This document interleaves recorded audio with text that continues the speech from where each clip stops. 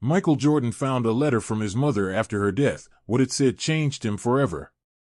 Michael Jordan stood in the doorway of his childhood home in Wilmington, North Carolina. The air smelled the same: pine, a bit of dust, and something warm from old wood. The house had been closed up for a while, left mostly untouched after his cousin passed away last month. Michael hadn't been back here in years, not since his mother's funeral.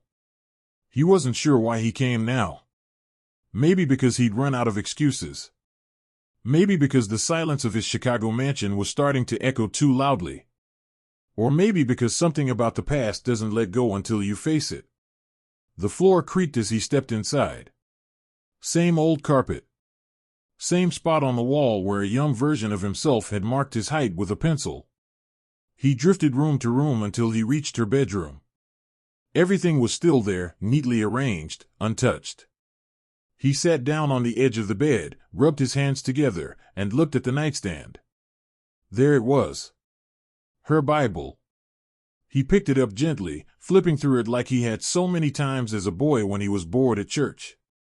This time, something slipped out from between the pages.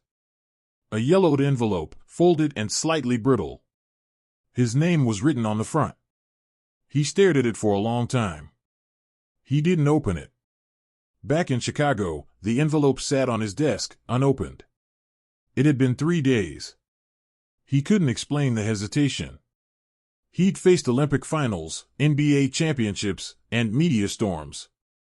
But this felt heavier. Instead of reading it, he drowned himself in routine. Meetings. Golf. A sneaker pitch in Europe he didn't care about. At night, he found himself returning to the envelope like it was a loaded gun. One afternoon, while flipping through sports videos online, something stopped him cold. It was grainy footage of a teenager on a cracked public court in Wilmington, shooting threes in the rain with one leg. Literally one leg, his right prosthetic shined under the downpour. No one else on the court. No fancy trainers. Just raw hunger. Michael closed the laptop. 2 days later, under the radar, he was back in Wilmington. Hoodie up, no press, no entourage. The court was still there. That same cracked pavement he'd once ruled like a king at 16. It was just past midnight. The only sound was a basketball echoing. And there he was again, the kid from the video. Shooting. Missing. Getting the rebound himself. Shooting again. The kid noticed him. They locked eyes. "You play?" the boy asked. Michael raised an eyebrow. "Used to." "You any good?" Michael smiled. They played for 10 minutes. No talk, just shots. The boy's name was Tyrese. 14. One leg gone from a car accident 2 years ago. No dad around. Raised by his grandmother. Said he played every night because the court was the only place that didn't feel broken. Michael nodded slowly. Then he left without saying goodbye. Later that week, the local high school's athletic director called. Said the basketball coach had quit. Said the team hadn't won a game all season. Said the school was desperate. Then he said something else. "Your mom used to tutor half the kids here. We were gonna name the gym after her. If you'd consider helping just for 1 season, coach, consult, whatever, we'd be honored." Michael hung up without giving an answer. The next day, he sat in the home library, the envelope still unopened in front of him. His fingers hovered over it, but again, he didn't break the seal. Instead, he called the school back. "No press," he said. "No interviews. I show up when I want, leave when I want. Deal?" They agreed. He showed up the following week. First practice, 6 kids showed. 2 quit halfway through drills. Another showed up high. They couldn't pass cleanly. Couldn't run plays. One kid, Deshaun, tried to dunk everything and missed most of the time. Another kid refused to talk. But Tyrese? He was there. Locked in. Playing like it was his oxygen. Michael said little. Made them run. Made them run more when they complained. Made them pass until their arms ached. He didn't shout. Didn't coddle. Just stared. Let silence do the work. Tyrese was the only one who stayed behind to ask questions. You don't talk much, Tyrese said after practice one day. Michael shrugged. Neither do you. Tyrese smiled. I'm just trying not to mess up. Michael glanced at his leg. You've already been through worse than most people ever will. You're not here to not mess up. You're here to lead. No one listens to me. Then make them listen. Michael walked away before the kid could answer. That night, he sat in his library again. The letter was still there. Unread. He opened her Bible, scanning the pages again, then closed it gently. Still couldn't bring himself to open that envelope. He wasn't sure what he was afraid of. Regret? Disappointment? A message he couldn't fix? The team was still rough. But they kept showing up. Michael showed up too, more than he planned to. He started learning their names, their stories. One had a mom in rehab. Another was living with 3 siblings in a motel. None of them believed they could win. None of them had ever been told they could. But they listened to him. And slowly, something started shifting. He hadn't meant to care. Hadn't meant to stay this long. Hadn't meant to remember what it felt like to believe in someone else. Still, every night, that letter waited. One morning before practice, Tyrese ran up to him. Hey, why'd you come back here? You're rich. You're famous. You could be anywhere. Michael looked him in the eye. I'm starting to ask myself the same thing. Then he reached into his pocket, pulled out the envelope, and finally, tore it open. Michael unfolded the letter with careful hands. The paper felt thin, fragile, like it had been waiting for this moment as long as he had. Her handwriting hit him first, slanted and neat, the way she used to write grocery lists or notes for his lunch when he was a kid. He took a breath and read. Michael, if you're reading this, I'm probably gone. I didn't want to make this dramatic, but I needed to tell you what I never said out loud. I watched you climb so high. And I always worried the air up there was too thin.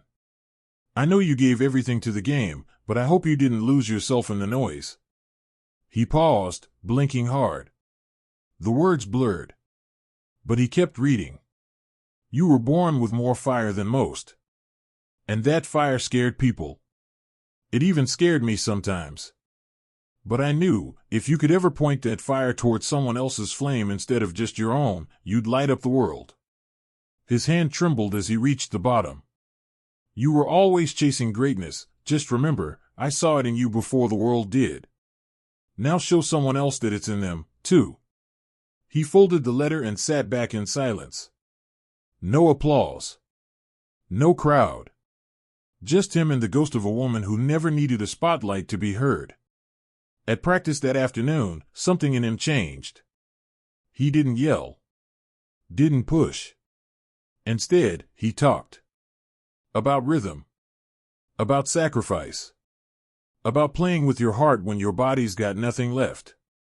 The team listened more closely than they ever had. Especially Tyrese, who started taking command without realizing it. He wasn't the loudest, but he moved first. He picked others up when they fell. He passed when he could have shot. He got mad when they slacked. Jordan noticed. One day, after drills, Tyrese lingered again. Why don't you coach for real? He asked. Like an NBA team or something? Michael looked at the floor. I already did that. This is harder. Why? Because no one here believes yet. Not even themselves. Tyrese said nothing for a moment, then asked, Did your mom ever see you play in person? Michael smiled faintly. Every game she could. But I never played for her.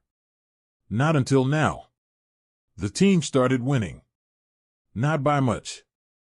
Not cleanly. But they scraped together 2 straight victories, then a third. The town started showing up. Parents who hadn't attended a game in years returned to the bleachers. Reporters called. Jordan ignored them. He kept the letter folded in his wallet.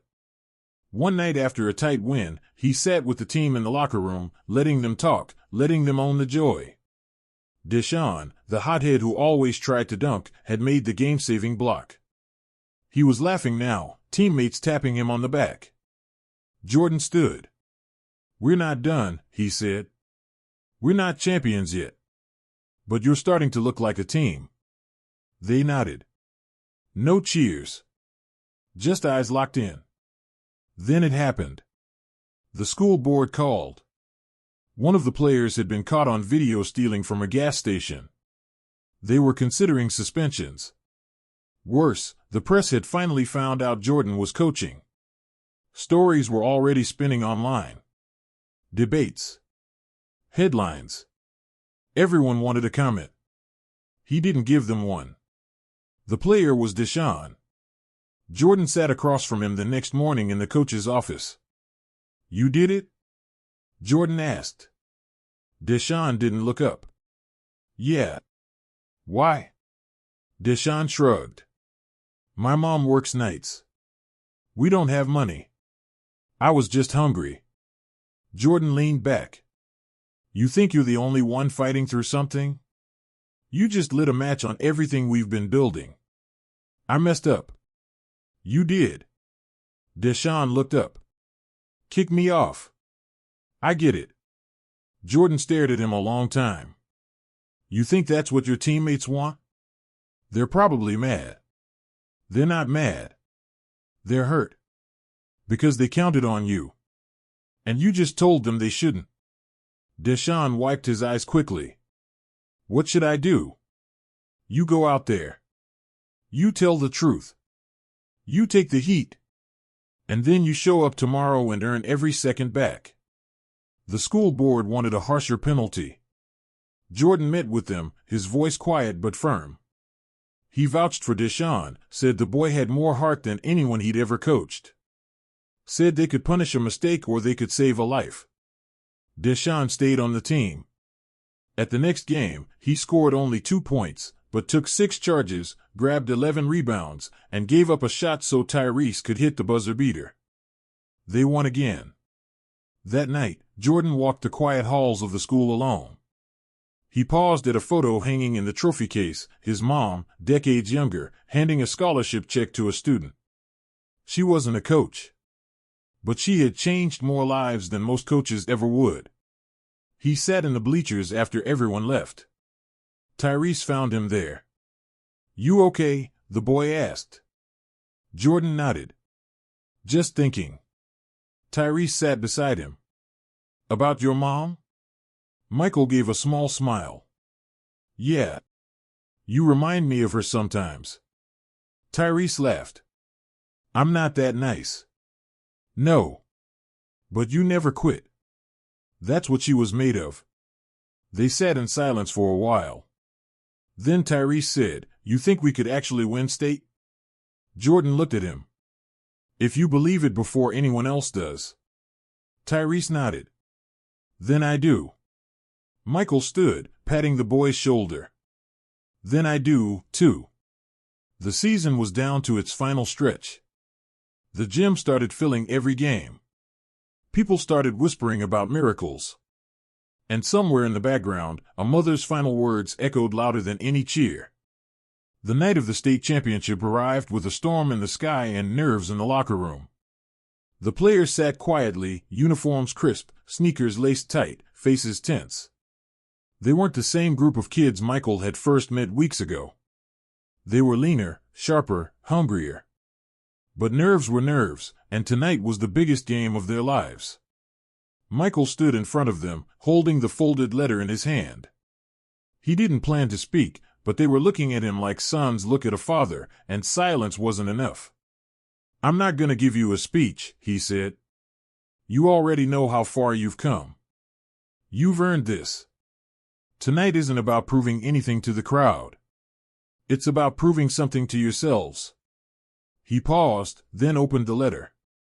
My mother wrote me this before she passed. I only read it a few weeks ago. Last line said, show someone else that it's in them, too. I think she meant you. No one spoke. Tyrese nodded once, serious. Then they went to war. The first half was rough. Their opponents, bigger, faster, cockier, jumped to a double-digit lead. The crowd grew restless. Jordan didn't panic. He'd seen this before, overconfidence creates cracks. You just have to wait for them. Halftime. Down by 18. In the locker room, Michael said nothing. He let the team speak. Deshaun stepped up first. We didn't come this far to get punked. Another kid shouted, they think this is over. Then Tyrese stood. They think we're the same team from the start of the season. We're not. They erupted. Second half, new fire. Tighter defense. Smarter passes. The gym changed. Energy flipped. Tyrese hit a three. Then another. Then a block. Crowd was roaring now. With 1 minute left, they were down by 2. Timeout. Michael huddled them in. One shot. But you run it clean. We don't play hero ball. We play smart. They nodded. Inbound. Ball moved around like clockwork. 10 seconds left. Tyrese dribbled, faked right, spun left. Defender slipped. He rose. Shot arced, clean, true. Buzzer. Net snapped. They won. The court exploded. Students rushed the floor. Teachers were crying. Tyrese was buried in teammates. Jordan stood at the edge of the chaos, just watching. No fist pump. No leap. Just quiet pride. Then he stepped back into the locker room alone. He sat, pulled the letter out once more, and stared at it for the last time. You were always chasing greatness. Now show someone else that it's in them, too. He smiled.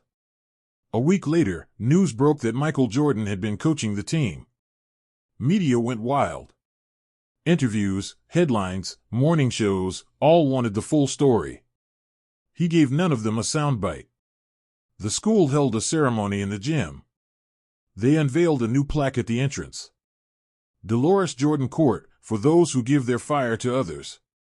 Michael was there for it, but stayed in the back. After the crowd left, he placed his mother's Bible on the team bench. Inside, the original letter. He closed it gently. A new coach would be hired next season. Jordan wouldn't return. He didn't need to. The work was done. Tyrese received a full scholarship from a Division I school a month later. Deshaun passed his classes and was now mentoring freshmen. The team kept practicing. The spark had taken hold. Back in Chicago, Michael returned to his quiet home, but it felt different now. Not empty, just still. He framed the last page of his mother's letter. Hung it on the wall above his desk. A reminder. Not of basketball, but of legacy. Because in the end, greatness isn't just about what you achieve. It's about what you leave behind when the lights go out. And finally, after all the points, rings, and records, Michael Jordan understood that. Not because he read it, but because he lived it.